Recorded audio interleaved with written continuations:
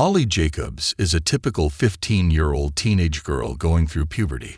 She is constantly rebellious and often angry with her mother.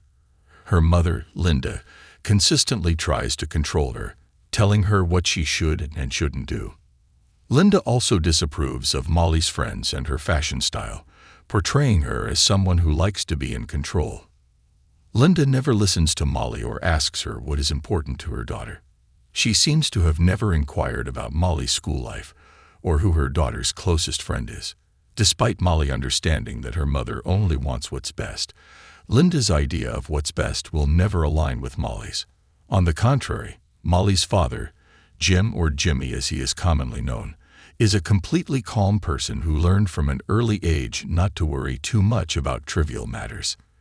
In fact, Jimmy encourages Molly to live her own life, as long as she doesn't harm herself or others and avoids societal vices. While gentle, Jimmy has two firm and clear principles: no lying and always be honest. He advises Molly to express her emotions openly, communicate directly, and avoid keeping secrets, as secrets can erode one's character and life. He emphasizes that secrets eventually come out, and if they linger for too long, they can cause even more damage. His other loyalty rule is built on being faithful and honest with family, friends, and oneself. He emphasizes the importance of being honest with principles and morals, being loyal to friends, guiding them to make better decisions, and providing support. These qualities have earned Jimmy many friends, contributing to his good reputation as an intellectual property lawyer. He is a partner in a high-tech intellectual property law firm, but he always takes time to watch Molly's soccer and softball games and any school events she participates in. He spends time biking, kayaking, and camping with her, recognizing that she is growing up quickly, and soon she won't be able to do these things with him. While his wife Linda occasionally visits, she often skips these outings. As a result, Molly and her father have formed a close bond, and Linda, somewhat jealous, occasionally regrets not being part of it. Every Wednesday, Linda has a day off, and she tells Jimmy and Molly that she will use that day to cook, do household chores, go shopping, and possibly visit her parents. On Wednesdays, when Molly comes home, she consistently sees Jimmy's brother Dan driving his pickup truck down the street as if he had just been at their home. When Molly asks Linda if Dan came to visit, Linda sometimes answers no, which seems strange. Because his truck is parked in their driveway, Linda would occasionally say that. Dan would come to inquire about a landscaping project he would assist them with, borrow some tools from Jimmy, or check if Jimmy is at home so he could talk to him. Molly finds it a bit odd that Linda usually comes home before Molly finishes school at 5:30 after sports practice, and always before Jimmy. Right after lunch around 12:30, Molly starts experiencing severe abdominal pain due to her menstrual cycle. She asks the teacher if she can see the nurse and persuades the teacher to let her go home. She calls her mother, Linda, but the phone goes to voicemail. She tries again and gets a similar result, so she leaves a short message hoping her mom will come to pick her up. After waiting for a while without receiving any feedback, she decides to walk home. As Molly walks around the corner of her street, she sees Dan's truck parked at the entrance of the house. She thinks that Dan probably came to borrow some tools or something else. Molly stepped onto the pathway, and the door was locked, which seemed odd. She unlocked it with her own key. The ground floor was dark and silent, with no one in the kitchen. She dropped her backpack and looked into the garage to see if Uncle Dan was searching the workbench for tools, but it was also empty. As she turned back, she heard someone on the upper floor. Intrigued, she quietly ascended the stairs and along the hallway to her parents' bedroom. She discreetly glanced through the doorframe and was shocked to see her mother, Linda, lying with Uncle Dan on the bed. She quickly retreated in dismay, tears streaming down her face, unsure of what to do. The image of her uncle and her mother's betrayal towards Jimmy's father was deeply etched in her mind. She became furious, extremely angry, and took out her phone to record the unfolding scene before her eyes. Inside, Linda and Dan were oblivious to Molly's presence outside the door, continuing to passionately engage in vulgar conversations and laughter. Molly entered the room and shouted, "You're deceiving people. You're despicable. How dare you do this to our family? And you, Uncle Dan, sleeping with your brother's wife. I hate both of you. You're both despicable." Dan and Linda both turned around, alarmed by someone being there, then startled as they saw Molly filming and berating them. Molly turned away and ran down the stairs. Linda shouted loudly, "Oh my God, Molly, please come back. This isn't what you think. Please, Molly, come here and talk to Mom." She chased Molly along the hallway, but Molly had already run out the door before Linda could descend from the top of the stairs. Linda ran after her and yelled to Dan, "Put on your clothes and start your truck. We have to catch up with her. We have to convince her not to tell Jimmy. It will shatter him, and he'll kill both of us. Hurry, my God, what have I done?" She burst into tears and sobbed, and Dan yelled, "All right, you can cry and feel remorse later, but now put on your clothes and let's go." Molly ran across the backyard as her phone rang with Linda's call. Ignoring it, Molly kept running, and the phone switched to voicemail. She reached the natural trail of 9 Mile Creek, a path she and her father often walked or jogged along. They had a favorite resting spot nestled between 5 enormous cottonwood trees they called our trees. Sometimes they would race each other along the trail to see who could get there first. Molly climbed behind the tree branches, sitting down with her head bowed, and started crying. Why would her mother do this to her father? How could Uncle Dan deceive Jimmy, his own brother, and sleep with his brother's wife? Tears streamed down her face as she sobbed. She ignored her mother's calls. She didn't want to talk to her right now, and maybe never again. She felt desperate, and when this happened, she thought she needed her father. Linda had called Molly multiple times, but there was no answer. She had been sleeping with Dan behind Jimmy's back every Wednesday for about 10 weeks now, and she knew it had to stop. She understood the impact on her family relationships if they were to find out. It would be a complete disaster for her marriage. However, she simply lacked the strength to end the relationship with Dan. She defended herself, thinking it was something for her own satisfaction, and it would never harm Jimmy. She didn't see it as an intrusion into her marriage, although she failed to realize it created a mental barrier in her family relationships, perhaps due to the sense of wrongdoing. If only she could force herself to think about the potential consequences. How could she be so reckless, jeopardizing everything that truly mattered to her? Now she despised herself for what she had done, or perhaps it was just because she had been caught red-handed. She didn't have time to analyze all of this right now, but she feared that she would have to dig deeper to understand why she had taken such a bold risk.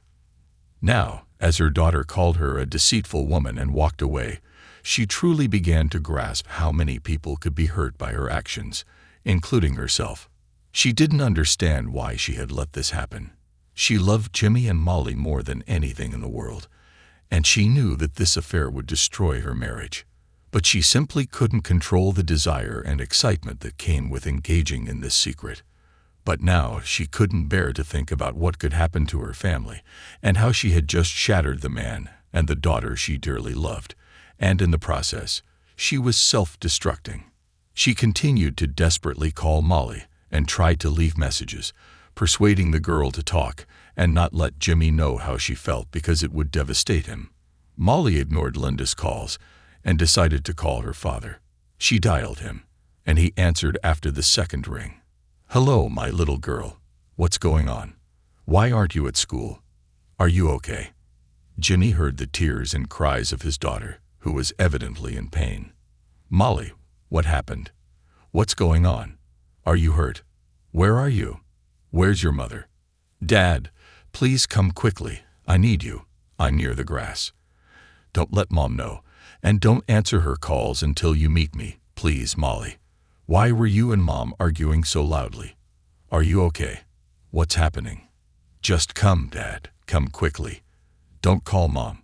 Don't call anyone. Please, please. Just come. I'm okay. But I need you right now, okay? Pay attention to yourself and don't move. I'll wait here. In 20 minutes, Dad. Jimmy was furious, leaving the office without wanting to waste time explaining to Beth.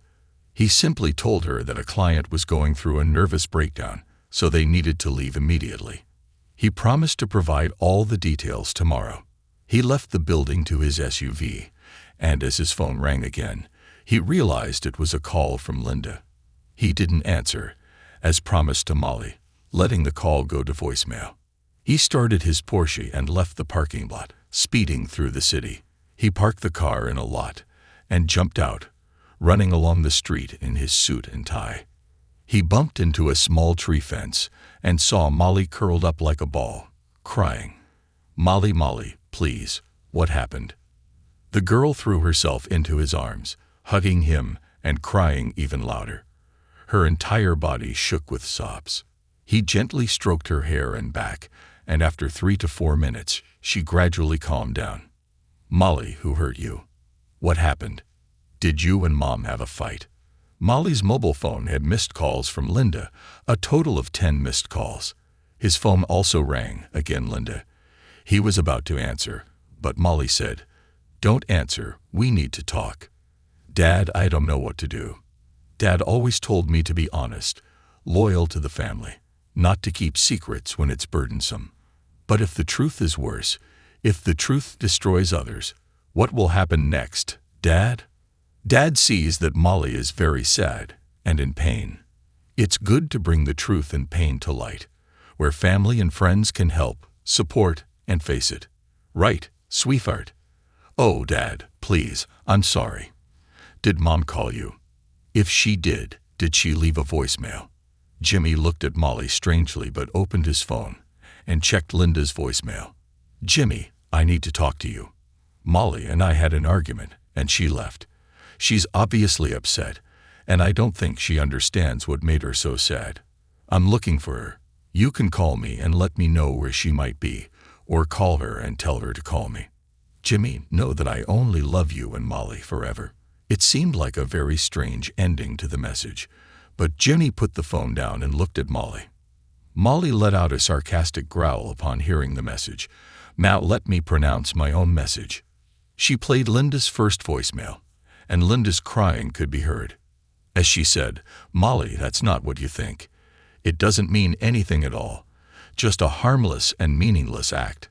Please call Mom and talk to her about this before you do something foolish. Talk to Mom before talking to your dad."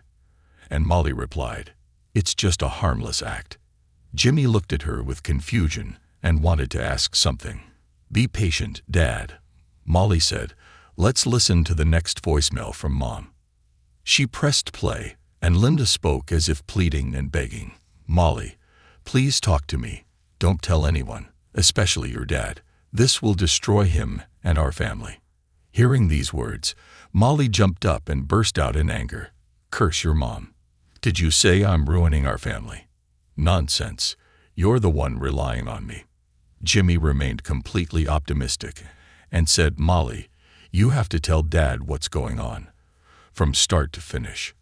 "Are you sure, Dad?" Molly asked. "You heard it. This will destroy our family, even though I think Mom already did. Come on."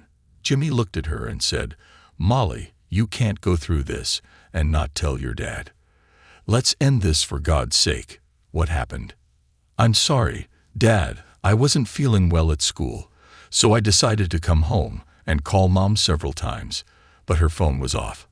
I came home, and Uncle Dan's pickup truck was in the driveway. The front door was locked, so I opened it and went in. No one on the ground floor. Then I heard noise from my parents' room, and I quietly went upstairs. I'm really sorry, Dad, for you and for me and our family. I think watching this video would be better." The girl handed the phone to her dad, bowed her head into her knees, and began to cry softly again. Jimmy played the video, and the horrifying scene that Molly witnessed played out in full color and sound. It was brief and ended with Molly's cries of pain and her words to Linda and Dan, waking them from their blissful carnal pleasure. The couple's faces grimaced as they saw Molly standing at the door, a distressing sight to behold. It was a rapid combination of joy quickly dissolving, followed by astonishment, fear, shame, guilt, anger, all in a chaotic whirlwind of emotions within less than 5 seconds. Jimmy turned off the phone, and now his head drooped down to his knees, tears beginning to fall. "Oh Lord, how could she do this to us, and to my siblings? How could they betray me and shame me like this? There are no words I can find." Molly moved closer to him, hugged him over the shoulders, and said, "I feel the betrayal and shock too. I never want to see them again. I hate them for doing this to us, to you, and for breaking our family apart." At this point, Linda had called directly to the office, and his assistant could only tell her that he hastily left to meet a client and wouldn't be back for the day. She suggested leaving a message, and Linda proposed calling him to make sure he was aware of his wife's situation. Linda mumbled and declined. "No need, thanks," then hung up. Dan and Linda gave up the idea of searching for Molly with the truck, so he drove back home and parked the car in the driveway. The house was dark. Jimmy's car was not there, and Molly probably hadn't returned. "Linda, I hope Molly doesn't do anything reckless or foolish. I hope she doesn't talk to Jimmy. You know he will never forgive us for this. I guess I should go home before Amanda gets curious about where I am. And I think I'll just keep my head down and see what happens. Dan, why did we have to be so foolish?" Linda looked at him, struggling to speak through stifled sobs and teary eyes. "Take me home, Dan. I need to think about what I will say to Molly. I have to meet her before Jimmy finds out. I have to convince her that this means nothing and it's over. Please, let her call me before talking to anyone. And please don't tell Jimmy. It will destroy all of us." With these words, Linda got out of the car and went back home. She called Molly, knowing she wouldn't answer. She rushed into the master bedroom, changed the sheets, replacing them with new ones, something she often did every Wednesday after Dan left the house for the past 10 weeks. She sat down on the bed and cried. Why did she do this? Why did she trade her marriage and the respect from her family just to do this? Upon deeper reflection, she realized she didn't even like Dan that much. Of course, she didn't love him. Her love for Jimmy never diminished. But she looked back at her actions and recognized how she had started pushing him and their daughter emotionally away. Why did she always meet Molly when she stopped initiating conversations and showing love to Jimmy? When was the last time she hugged him and expressed any meaningful emotions or connection? She questioned herself. What is happening to me? She pondered over it for a long time. I think a lot of it has to do with the excitement and thrill of doing something my family doesn't know, just for myself. It's wrong, but it's part of the thrill, and my life is too dull. It seems like no one else needs me. Molly doesn't need me and has distanced herself, ending the open and loving relationship with me. Jimmy doesn't need to worry. He has everything in a fast-paced, legitimate career, leaving little time. He spends time with Molly, especially after his wife emotionally pushed him away. He knows their sex life is entirely insufficient, but when he asked Linda about the issue and whether they should hire a counselor, she rejected him, saying everything was fine. His reaction seemed like an emotional withdrawal from her, and it seemed like Jimmy didn't need her. But now she realizes it's her fault. Dan has told her about how sexy and attractive she is, as well as how much he needs her. He couldn't find comfort and a sense of fulfillment from his wife, Amanda, like he did from Linda. And because Amanda is 6 months pregnant with their second child, he doesn't get much attention at home. Having sex with Dan and constant remarks about her beauty and sensuality eventually led to hugging and caressing, and it was only a matter of time before it became passionate sex. But now Linda remembers Molly's wounded, painful, disgusted, betrayed look. Molly called her a dirty woman, and she couldn't agree more. Then she thinks about Amanda, about Dan and Jimmy's relationships, about his parents. Why is she only realizing the pain and horror of this now? I've ruined my life, and I'd done it without thinking about the possible consequences or why I did it. She fell onto the bed, curling up like a fetus, and cried until troubled sleep embraced her. Jimmy and Molly stood by the grass, crying and talking to each other from time to time. "What are we going to do, Dad?" Molly asked. "Molly, I don't know what to do. I feel too much anger and pain because I've been hurt by the woman I love and have shared my life with, as well as the older brother I grew up with and thought would always be there for me. Now both of you are in the middle of this mess, knowing that our family life will never be the same again. I don't know if I can look Linda in the face, let alone forgive her, but she is the mother of both of you, and we always need to have a relationship with her, though it seems hard to understand now. But for now, let's go to a hotel and try to calm down, rest for the night, and face our emotions tomorrow." With these words, they headed to the city center and rented a room at the Hilton Hotel. Jimmy's plan was to work from his hotel room the next day and call the school office to say that Molly was sick. They would decide what to do next over the weekend. Jimmy called his friend, Jack Wilson, who was the city's district attorney, and quickly briefed him on the situation. He told Jack that his wife might file a missing persons report in a day or two and requested Jack not to do anything, knowing that Molly was safe with Jimmy and they would contact soon. Linda. Jack reluctantly agreed but told Jimmy that he could only delay it until Monday. Therefore, Jimmy should talk to Linda before that deadline. Molly and Jimmy checked into the Hilton Hotel and ordered hamburgers and fries. Afterward, they turned on the TV, lay down on the bed, and watched TV like awake people until their last sleep sank them, at least for a few hours. Linda woke up around 10 p.m. and noticed that neither Molly nor Jimmy had called her back. "Oh my God, no," she thought. "Jimmy must know, or he would have called or come home a long time ago. Oh my God, what have I done?" She tried calling Jimmy and Molly's phones again, and both immediately went to voicemail, indicating that they had been disconnected. She wrote a message to Jimmy.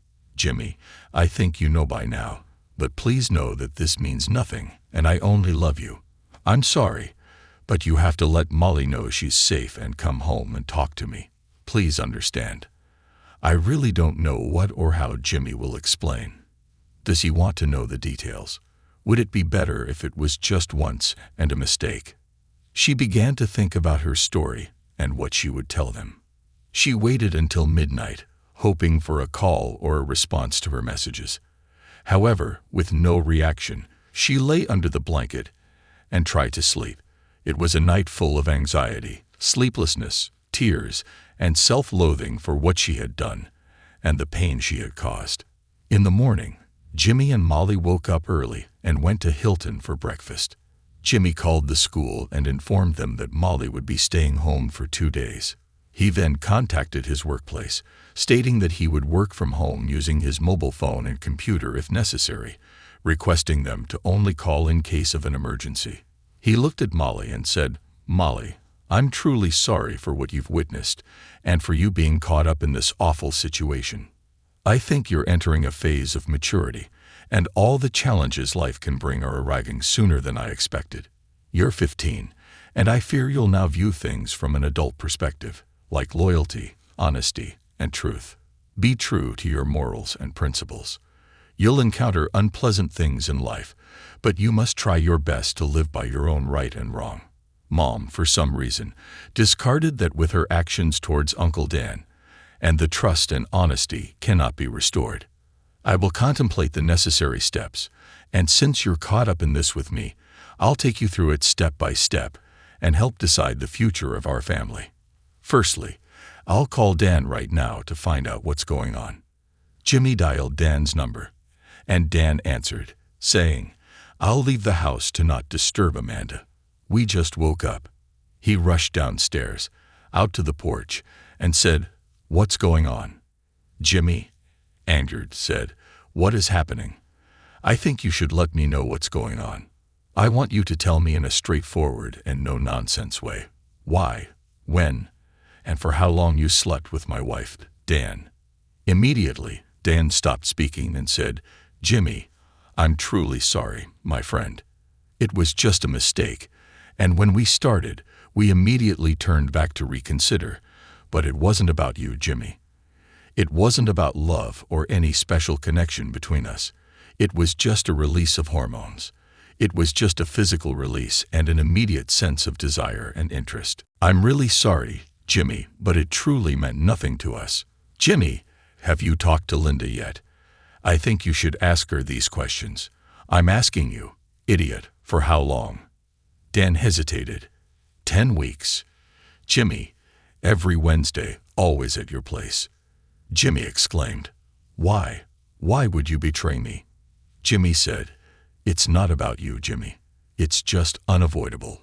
I wasn't having much sexual intimacy with Amanda, who is pregnant, and I was too aroused and attracted to Linda. I started pursuing her, and the result was that we kissed and became intimate. And then everything happened naturally, and we ended up in bed together. I sincerely apologize. You have to forgive us, and we'll get through this. Jimmy, we both love you and don't want to hurt you, nor do we want to destroy your family. Please forgive us. Dan, listen, this is how things will go between us. I will never talk to or visit you again. If I see you, you better run, because I will hit you. You are dead to me now, and I no longer have a brother.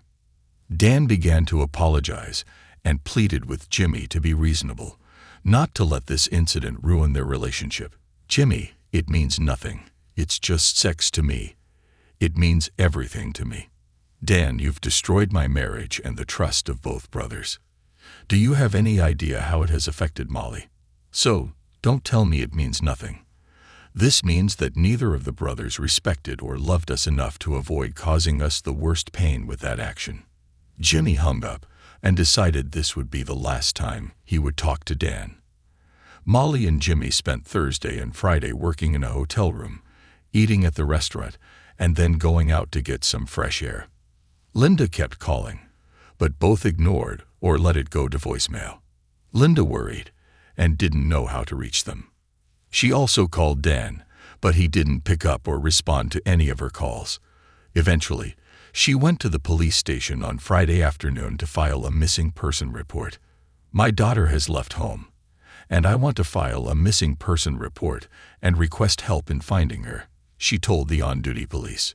The officer started gathering information from her, and upon learning her name, her daughter's name, her husband's name, and the address, he requested her to wait for a few minutes as he went into the office. A few minutes later, Jack Wilson, the county prosecutor, came out and introduced himself. He led Linda into the interrogation room and asked her to sit down. Mrs. Jacobs, I'm a friend of your son-in-law, Jimmy. I want you to know that Molly is okay. She's with Jimmy, and he called me to let you know that you could come to file the missing person report. We agreed that I would give him the weekend to contact you before taking any actions related to the missing person report. Molly is with him. They are both safe, and that's all I can tell you at this time. He will contact you, and if he doesn't show up by Monday morning, call me, and I will take necessary measures. With these words, he handed her a business card and escorted her out of the room.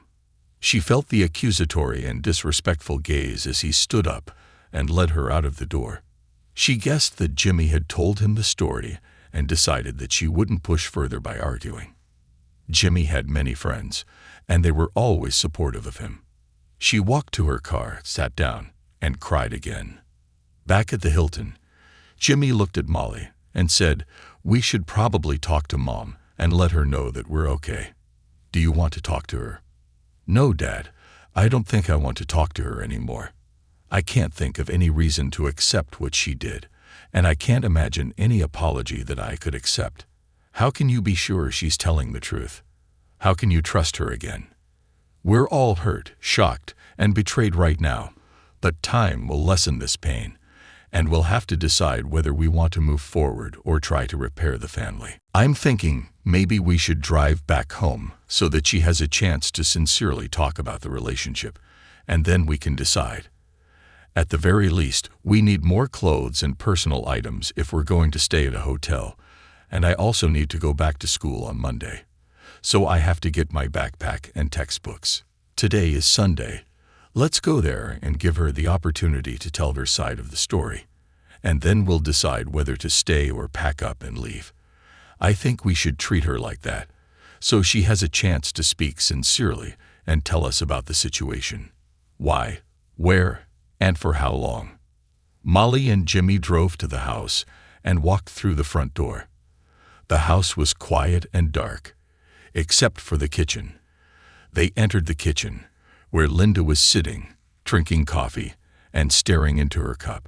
She looked as if she had aged 10 years since the last time he saw her. Her face was swollen with red spots, eye makeup partially smudged by tears, and she hadn't cleaned or refreshed it. Her hair was messy and unwashed. When she looked up and saw them, she immediately jumped up from the chair and tried to run to Molly to hug her. Molly raised her hand and pushed her away, walking around to the other side, avoiding contact with her mother. Jimmy did the same. Linda, we've come back to talk to you about what you've done and why you think you did it. You've caused us pain and you've lost our trust and love. I don't know if there's any end to what Molly saw and recorded on video. I want to at least give you a chance to tell your side of the story. Then we'll decide whether to stay or take our things and leave. I think we should treat you like that, so you have a chance to speak sincerely and tell us about everything.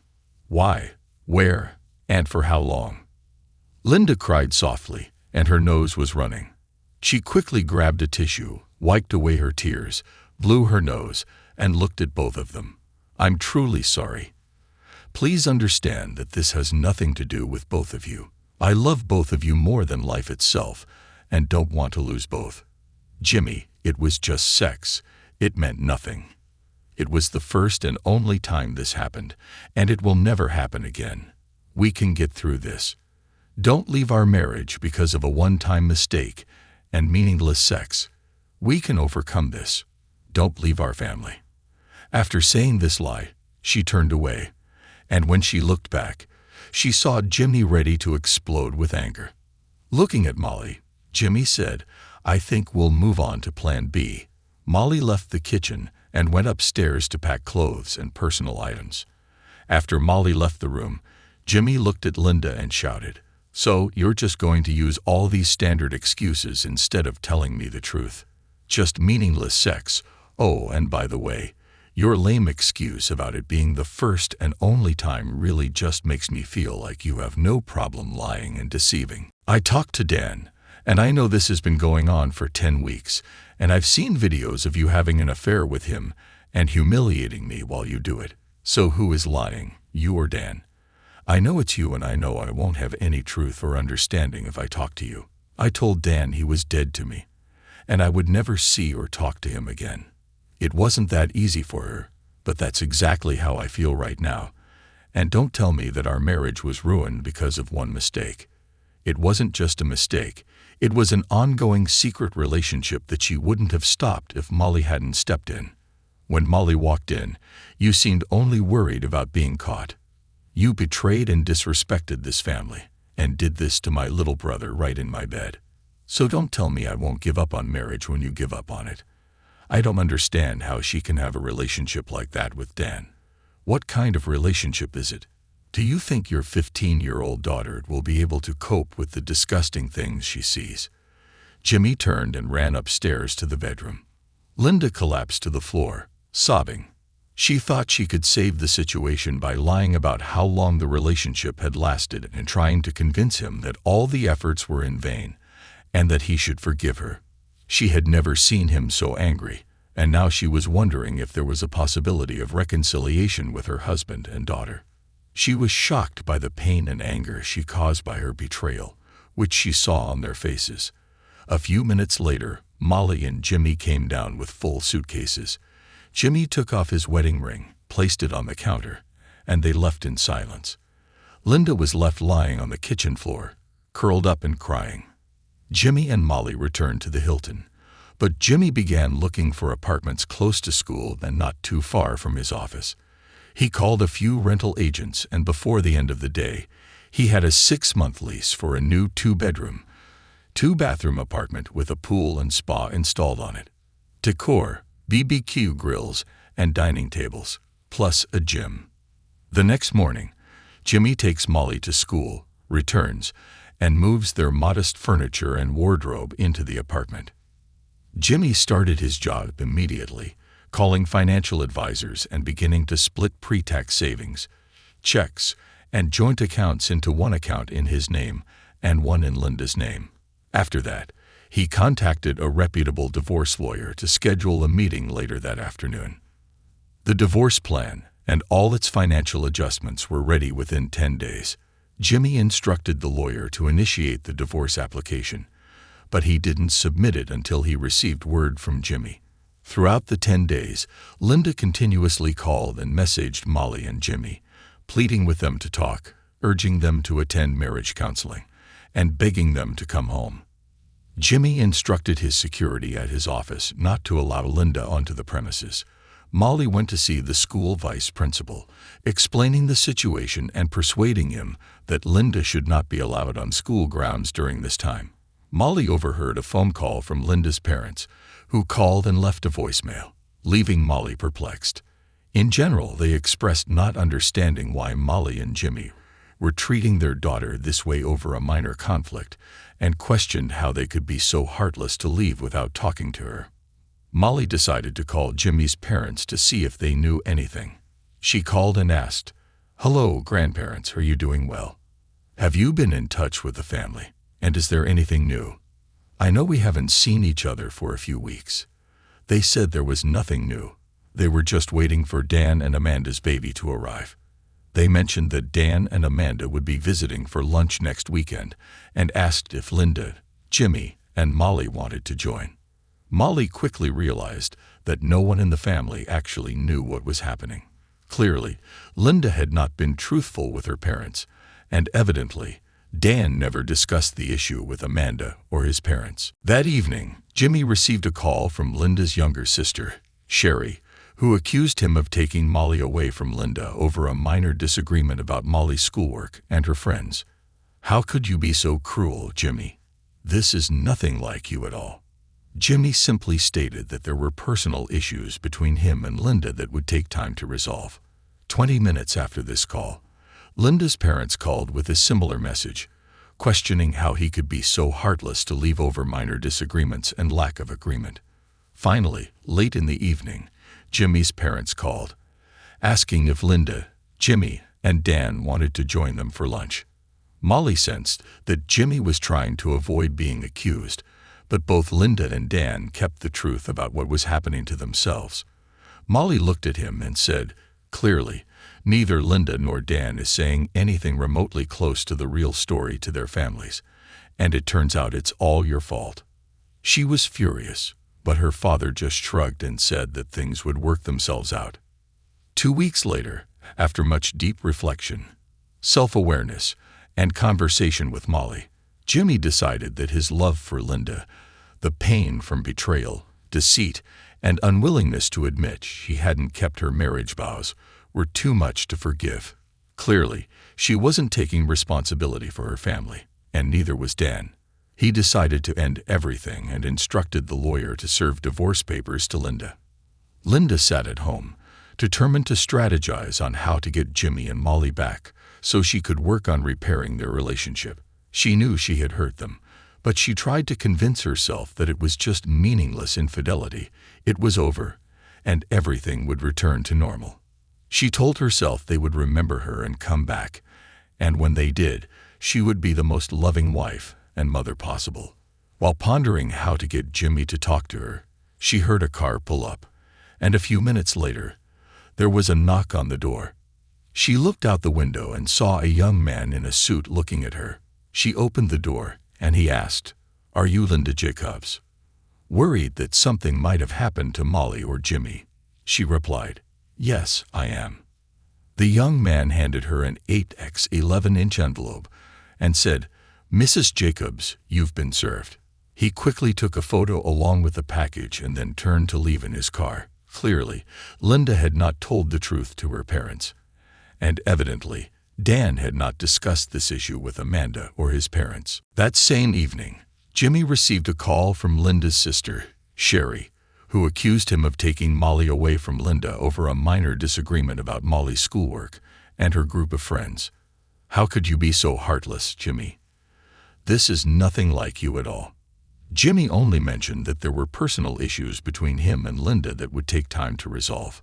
20 minutes after this call, Linda's parents called with a similar message, questioning how he could be so heartless to leave over minor disagreements and lack of consensus. Finally, late in the evening, Jimmy's parents called and asked if Linda, Jimmy, and Dan wanted to join them for lunch.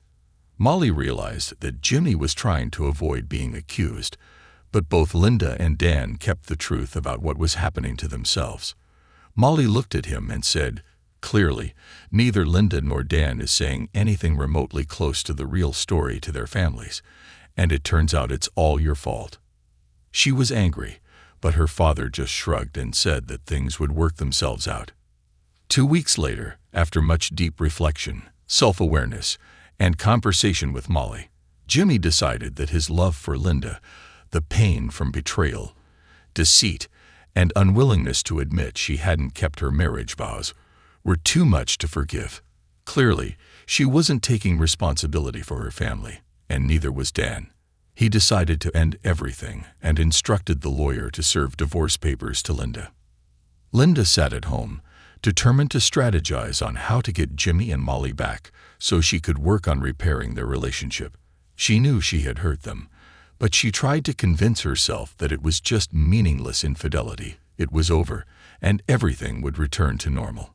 She told herself they would remember her and come back, and when they did, she would be the most loving wife and mother possible. While pondering how to get Jimmy to talk to her, she heard a car pull up, and a few minutes later, there was a knock on the door.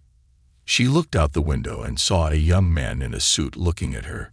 She opened the door, and he asked, "Are you Linda Jacobs?" Worried that something might have happened to Molly or Jimmy, she replied, "Yes, I am." The young man handed her an 8x11-inch envelope and said, "Mrs. Jacobs, you've been served." He quickly took a photo along with the package and then turned to leave in his car. Clearly, Linda did not understand what he was talking about, so she went into the living room, sat on the sofa, and opened the letter. She pulled out the documents and saw the divorce petition at the top of the first page. Tears welled up in her eyes as she discarded the papers, realizing for the first time that she had abandoned her marriage and family for a fleeting affair. A few days after Linda received her divorce papers, Jimmy began receiving calls from various sides. Both Linda's parents and his parents criticized him for divorcing his wife over minor differences and petty arguments. Later, Dan's wife, Amanda, called and berated him. "Jimmy, how can you stop talking to Dan over mere tool disputes? And how can you think of divorcing Linda over such trivial reasons? You need help, Jimmy, maybe counseling." Jimmy tried to ignore all of this, and his typical response when answering the phone was that this was a private matter between Linda, Molly, and him, and they should ask Linda if they truly wanted to understand why reconciliation was impossible and why divorce was the only option for him. But it was not effective. They kept calling him. Then they started calling Molly with similar words, trying to convince her to come back and be with her mother, who was now heartbroken. Molly could see how much pain this brought to Jimmy and how the whole family was now portraying him as the villain. She could clearly see that Dan never told anyone the truth and blamed the issue on Jimmy for losing some of his tools. Molly realized that Linda was trying to mobilize all the family resources to bring Jimmy and Molly back, and she never admitted to what she had done or told them the true story. She knew Jimmy was too considerate to say anything bad, and the truth could truly destroy the relationship between Linda, Dan, and their family. But Molly had had enough. She took out her laptop and wrote an email to the entire family. To the entire family. "Everyone is quick to blame my dad for all the issues between my mom, us, and between Dan and him. This pains me a lot to send you the attached video, and I know this will hurt and shock everyone, just like I was when I stepped into this nightmare and came back. It's unfair to punish my dad for something he didn't do. He has been betrayed by his wife, by his brother, and now by his own family. I've been through that. Watch this and ask yourself what you would do if you were in my dad's situation. What would you do in my situation? What would you do if two people who claim to love and protect you, always be by your side, betray you terribly and continue to lie about it, refusing to take responsibility for it?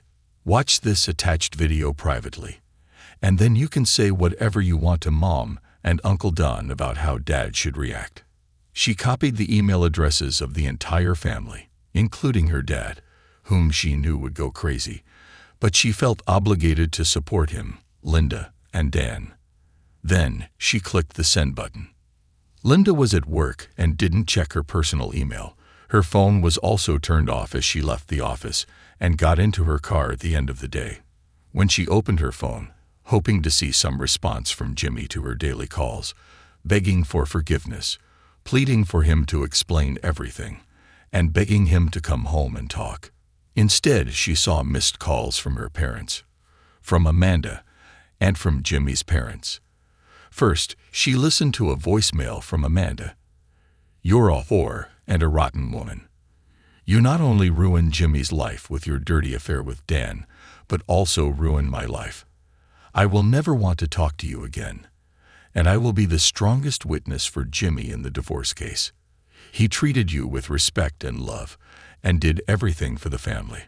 But you threw it all away with your cheap and despicable behavior. Maybe Dan will want to come and stay with you, because his ass will be kicked out of here tonight." Linda was not entirely sure if Dan had confessed or what had happened, but she felt uneasy that the family knew what had truly happened. The next voicemail was from her mom. "Linda, how could you do something so disgusting? I am disgusted and hurt watching this video when she, along with Jimmy, and on your marital bed."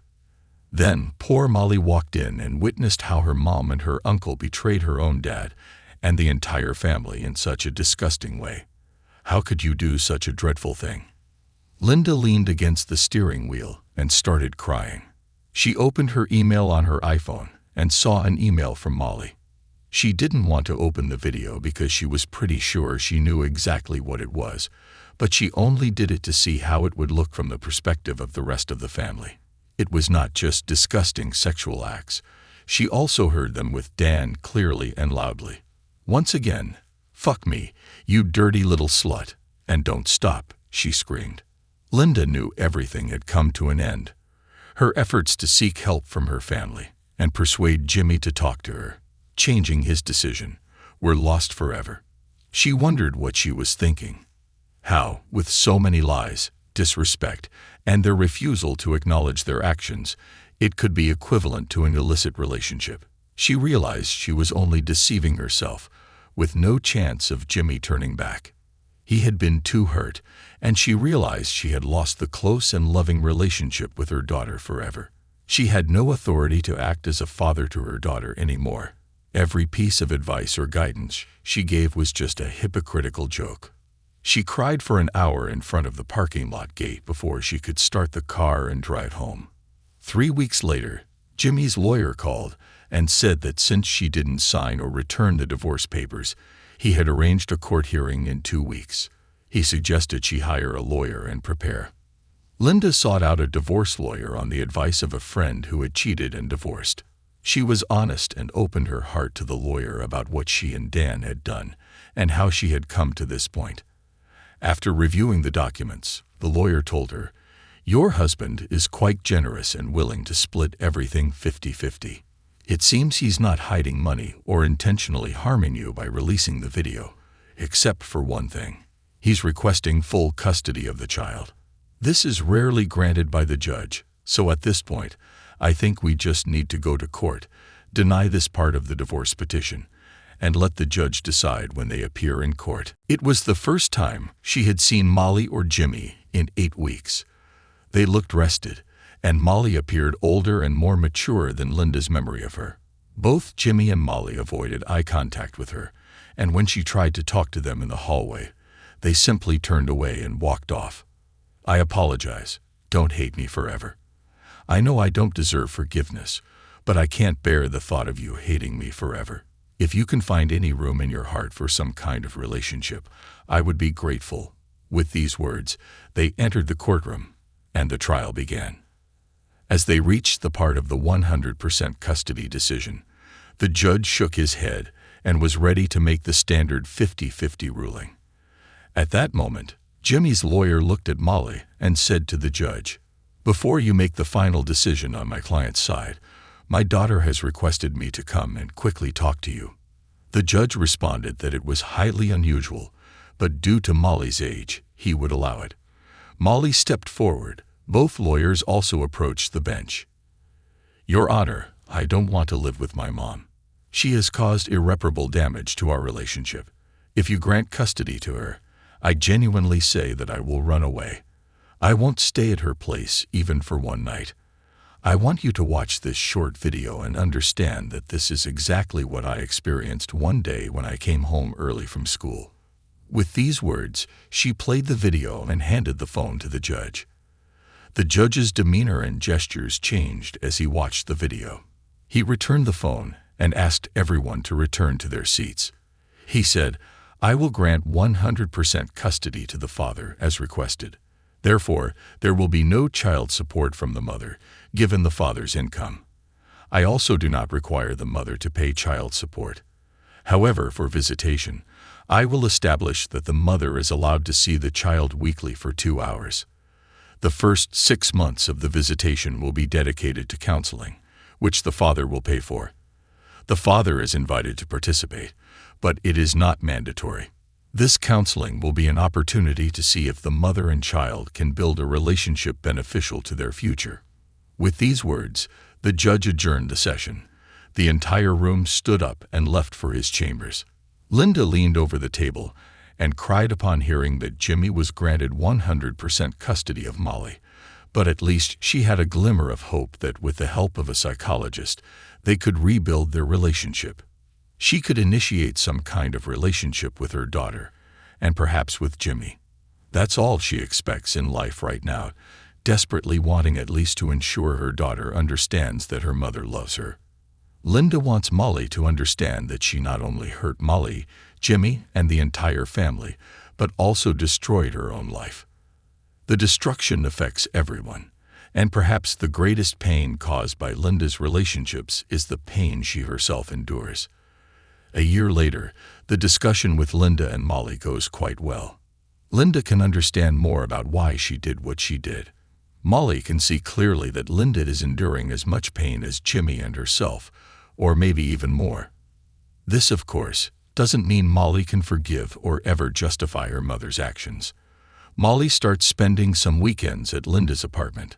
Linda learns to treat Molly as an adult, letting her make decisions and never criticizing her daughter for those decisions. Linda continues to apologize until one day, Molly tells her to just let it go, leave it in the past, and never speak of it again. Linda tries to gather any information about Jimmy from Molly that she can, like his whereabouts, whether he's dating anyone, and whether he's happy. Molly realizes that Linda loves Jimmy very much, but she knows Jimmy will never find the trust in his heart to believe or love her again. Therefore, Molly never encourages her mother to become obsessed with Jimmy. Instead, she encourages Linda to start dating and seek new paths in her own life. Jimmy never participates in any counseling sessions. He has been able to rebuild his relationship with his parents and has developed a close bond with Amanda and her children. She left Dan and is rebuilding her life. True to his promise, Jimmy never responds to any attempts by Dan or his parents to reconcile with Dan. If Dan is about to attend a party, dinner, or festive event with his parents, Jimmy will not show up. Jimmy doesn't talk to or meet Dan for a year, and he is content with his decision to never meet or talk to Dan again. In the past year, Jimmy has devoted himself entirely to his relationship with Molly as a top priority, with work as a secondary focus. He does not date anyone and does not participate in parties with friends. Molly encourages him to start a new life and date again, believing that he can soon re-enter the dating world. Linda reflects on her actions and blames herself for what she has done. A 10-week string of meaningless sexual relationships, exciting in the moment but destructive to the schedules of those she cares about. The guilt and pain she caused through her actions never leave her. She knows that her life will never be the same again. Actions in life come with consequences, and she was foolish enough to think it wouldn't matter when she was engulfed by the desire and cheap thrill of unethical sexual relationships. She lost the best life she could have had. Facing her daughter early on with the harsh reality of adult pain and issues, she discarded the love, trust, partnership, and joy she had in her family. She knows she will never experience it again.